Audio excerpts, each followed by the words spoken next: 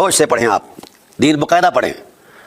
لا تجد قوم یؤمنون باللہ والیوم الآخر یوادون من حاد اللہ ورسولہ ولو کانوا آباءہم او ابناءہم او اخوانہم او عشیرتہم۔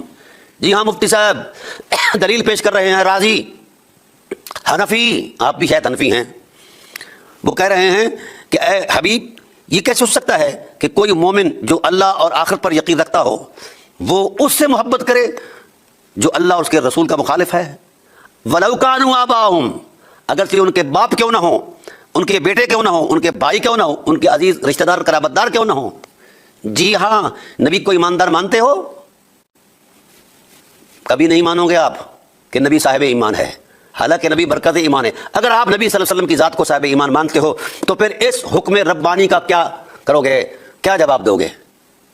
اس حکم ربانی کا یا تو کوئی ایسی چیز دکھا دو کہ رسول اللہ صلی اللہ علیہ وسلم کو پہلے پابند کیا گیا ہو کہ آپ نے کافروں سے محبت کرنی ہے، مشرکوں سے محبت کرنی ہے، ٹھیک ہے، تو پھر اس کے بعد اس کا نسخ لے آؤ۔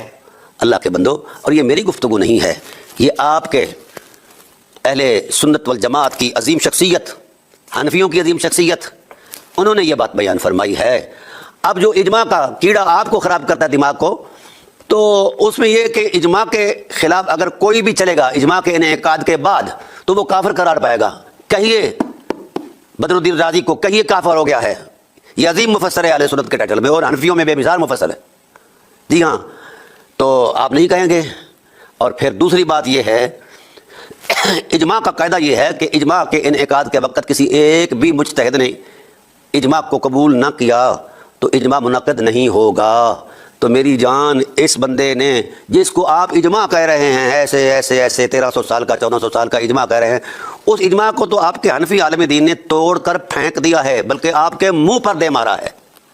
جی مفتی صاحب قبلہ، بندے عالمی صاحب، ہوش میں ہیں آپ؟ تو بولیے، اجماع اب رہا، جو اس پر فتویٰ ہوگا فقیر پر بھی وہی لگا لیں۔ اصل یہ بات نہیں قبلہ، آپ میرے ساتھ کیوں تلق ہیں، اس کی حقیقت یہ ہے کہ آپ اموی دین کے ترجمان ہیں، اور اموی دین ہی آپ نے سیکھا ہے، نبوی دین آپ کے قریبی نہیں آیا۔ تو آپ کا دین اب چونکہ ننگا ہو گیا ہے، امویت ننگی ہو گئی ہے، اور یہ ناسبیت جو ہے ننگی ہو گئی ہے اپنی بدکرداریوں کے تسلسل میں۔ ہر ایک کو پتہ چل چکا ہے کہ یہ منحوس لوگ تھے، شروع سے ملعون لوگ تھے، زبان رسالت نے ان پر لعنت فرمائی ہے، زبان رسالت نے ان سے نفرت کی ہے۔